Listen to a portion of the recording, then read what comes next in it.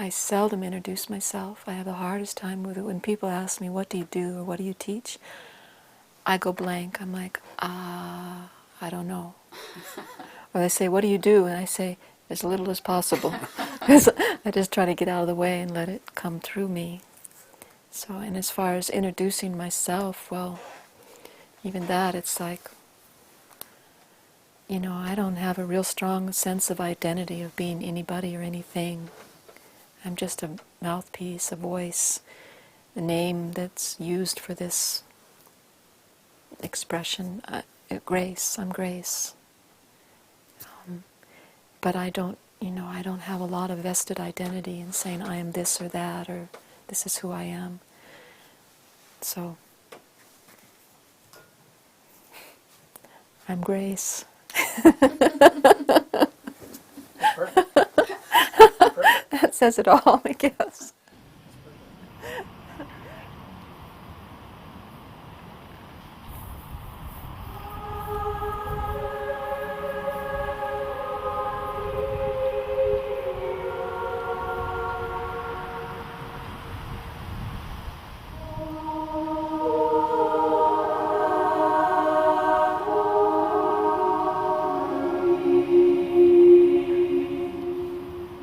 Our journey here for all of us is one of becoming conscious, from darkness to light.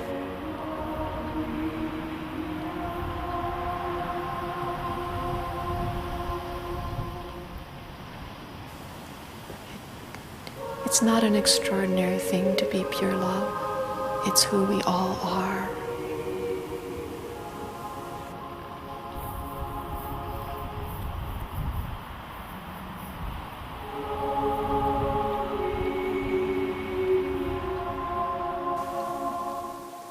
I love you. That's what I would say to the whole world. I love you. That's what it all comes down to. I mean, all these words, poems, healing, teaching, whatever it is, it's all just trying to say that in a billion different ways. Just expressing the love that's in my heart that is so, it feels so immense, and just to try to find a way to bring that into expression. And sometimes it feels like a tidal wave could pour through my heart of love, and I would just blow the world away.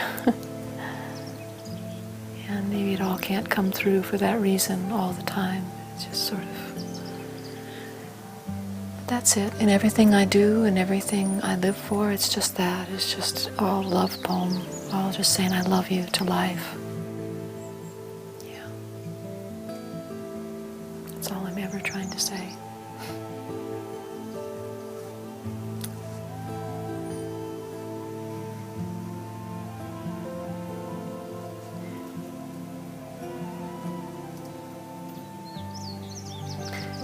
For me, life is just an experience of love. That's the only thing that's important. And love in all of its aspects, whether we're feeling the pain of separation from love, or the bliss of union with love, or everything in between. It's all about love. When I first came to this mountain, I've always been a nature girl.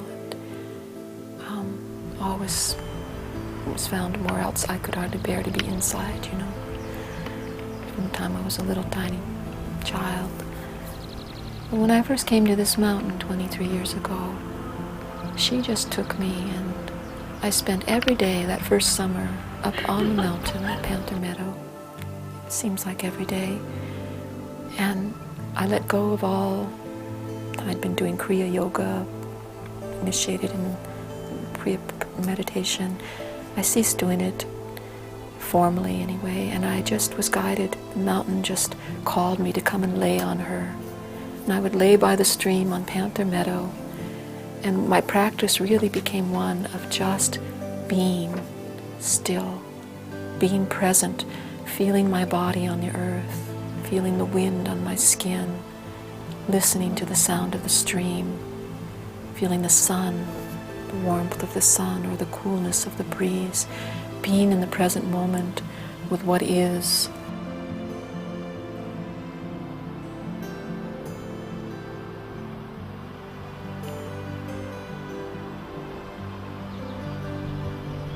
I really strive to be as conscious as I can on every level.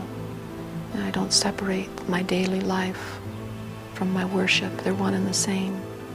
And so how I live, how I walk on the earth, how I eat, what I do in my daily life, there's always this mindfulness, this awareness of how much consciousness can I bring into it. So even how I choose to what I'm choosing to eat, it's with an awareness of consciousness and how is this affecting this body, this life form, and what life forms are being impacted by what I choose to eat. And it's because it's all one interconnected whole. We live on this planet as one interconnected, interwoven whole. And our journey here for all of us is one of becoming conscious. It's a journey from unconsciousness to consciousness, from darkness to light. And to the degree that we're unconscious, we have suffering. And we see this on the planet. The immense amount of suffering is equal to the amount of unconsciousness. The more conscious we become, the less suffering, the more joy. Consciousness is light. And that's joy. A lightness of heart is a conscious heart. So striving to become conscious is also striving to be happy. Every human being wants happiness. And happiness really depends on the degree of consciousness that you have.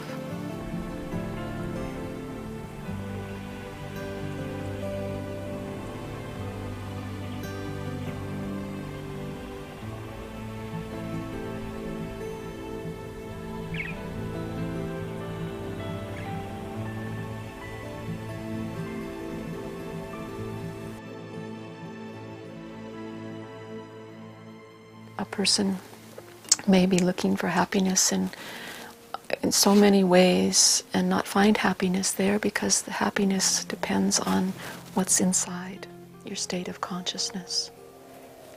So we know well enough we can look for it in things or in money or in relationships or in all these ways thinking this will bring me happiness. And maybe momentary pleasures it does bring, but true happiness is a state of being. That is, when you're conscious, you know that you're one with everything. And that knowing of being one with everything is bliss.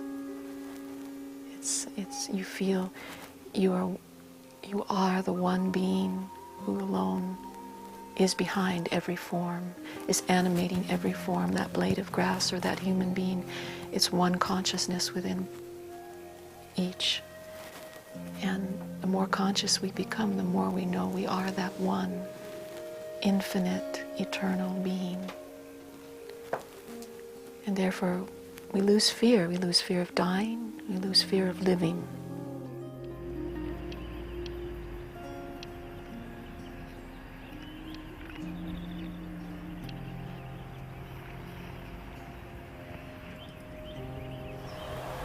I had an experience when I was I must have been about 29 or 30. It was after I'd come to Mount Shasta and I was making a journey. It was winter time and I was making a journey down to Ojai to visit family down in Southern California. And it was the first time I'd driven so far. I actually had only learned to drive when I was 29. Never drove a car. So it was the first time I ever made a road trip by myself, driving. And it's a long journey. So I did it in 2 days. And the first night, I made it through the Bay Area to the Big Sur coastline of Central California. And this was an area of the coast that I used to go to a lot when I was a teenager and backpack in the wilderness. Big Sur is a magnificent coastline of California, high cliffs and redwoods and waterfalls coming down in the ocean, exquisitely beautiful. So I was familiar with Big Sur, having hiked a lot in the mountains there as a teenager. And I was very happy to make it to Big Sur the first night, and I spent the night there sleeping in the back of my car at a remote cliff above the ocean. And sometime in the night I was awakened by what seemed like a light shining on my face.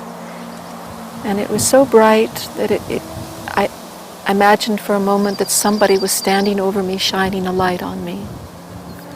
And there was a sense of just that, as if there was a presence that was shining this light on me. Now, I opened my eyes and there was nobody there. There was just the stars, and this one particular star, Sirius, which was my star, out over the ocean.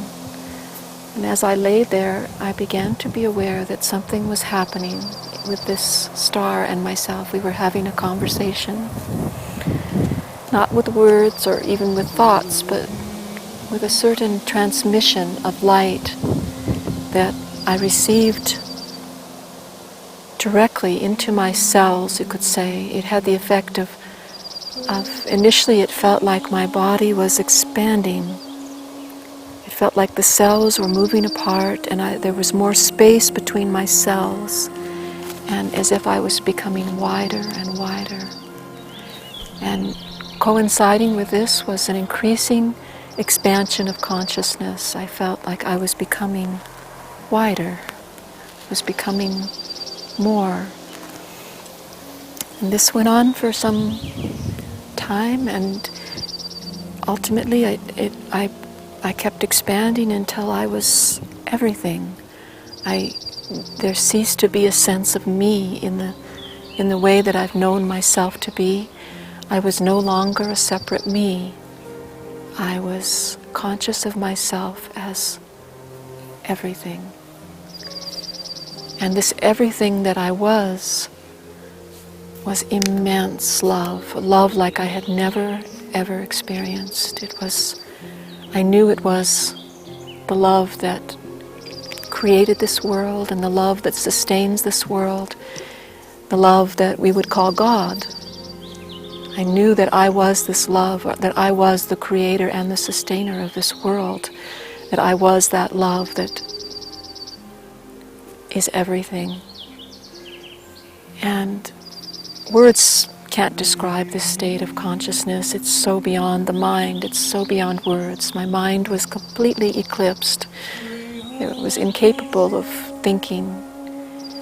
I was just in this state of being everything and immense love.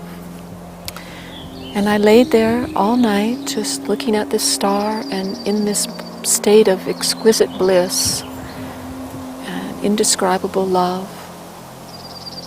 And I knew that this was the state of being that was our natural state. I just knew it. I knew that this was what I had been looking for as a teenager, when I felt so out of place in this world, when I could only find peace in the wilderness.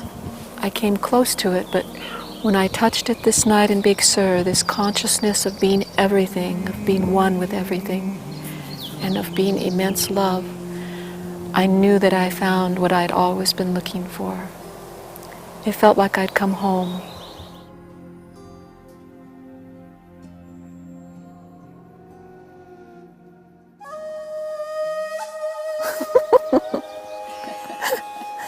So, this is wheatgrass. It's simply the sprouts of wheat. If you were to let this grow bigger, out in a field it would turn into wheat plants that you would harvest to have wheat, to make flour, or whatever you do with wheat. And the young grass like this is in this stage I'm going to be cutting it and juicing it, and this is one of the most potent healing elixirs that one can possibly drink. Wheatgrass juice is, they say it's similar in composition to the hemoglobin of our blood. It's full of nutrients and, well, just so much good stuff. I can't even put it in words. But mainly it's just vital energy. It's alive, it's living. And as I cut it, I'm going to juice it and then just drink this beautiful wheatgrass. This is something I've been doing for 25 years, if not every day, almost every day. I start the mornings with a little bit of wheatgrass juice, and it's a very potent healer. People have been known to be cured of cancer doing wheatgrass therapy. If they're put on a fast and given wheatgrass over a certain period, it can cure just about anything. It's so cleansing and purifying and nourishing to the body. It's just grown in soil, and as you see, it's a very small tray, so it doesn't need much soil. Yeah, but actually it's only about a cup of wheat berries. 2 cups would make a tray this size. So it's not that many. It's very inexpensive to grow. It doesn't take that much time. I mean, this is so potent. You don't usually drink more than an ounce or 2 at a time, especially if you've never had it. Now, my body's used to it. I've been doing it for so many years, so I can drink 6 ounces at a time, and it's not a problem, or even more probably. Now, when I have worked with people, cancer patients, and I'll give them some of this, and I can get them up to 10 ounces a day. You know, drinking maybe 5 in the morning, 5 in the afternoon, and it could never hurt you. It's just that it's very potent, and it could cause immediately cleansing reactions. So you want to start slowly. So about an ounce is a good amount to start with.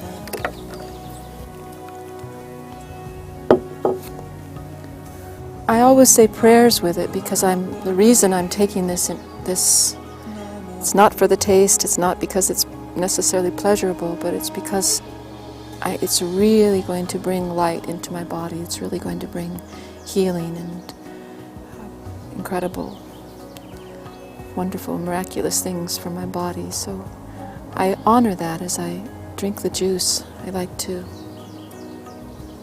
give thanks to our Father Sun, who is within this juice, whose light creates, the sunlight creates this juice, and to our Mother Earth.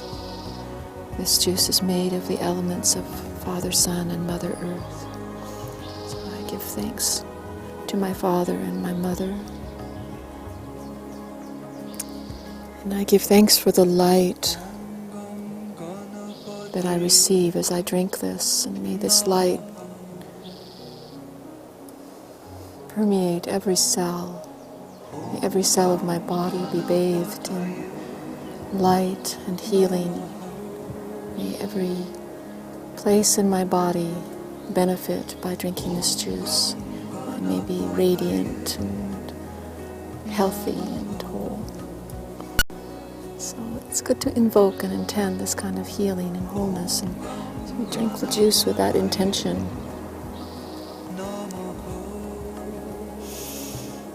Then when I'll drink a little from this bowl, and then I'll pass it to you, and you can try it.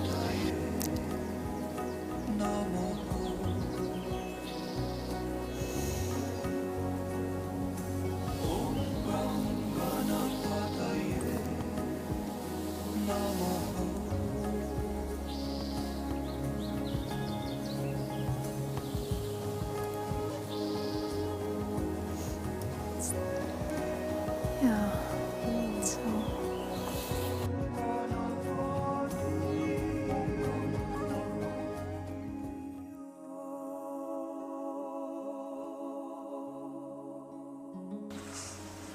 At twilight, when the evening star softly illumines the dusky sky, out upon the cool, damp grass I walk, my heart calling to you.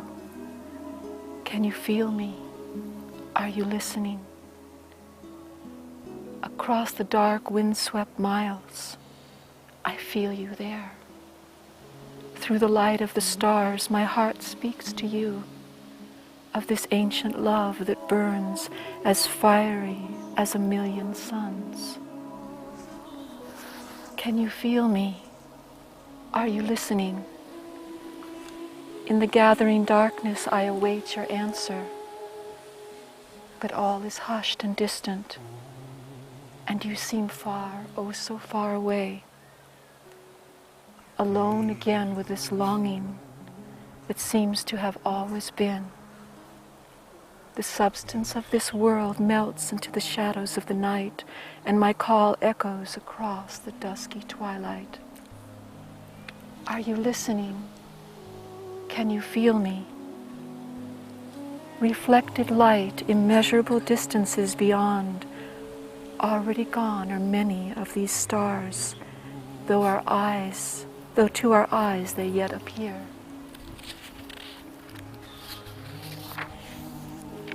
Is there anyone there?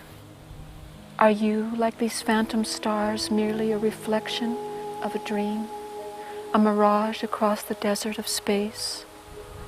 Perhaps there's no one here. It's all refracted light images, all reflections of the only one who is. Our loneliness is incomprehensible. Momentary meetings of shadows, falling stars crossing in the night, galaxies whirling in an immense sea of darkness, longings, yearnings, burning like stars in our hearts. There's no one here but love, longing for itself.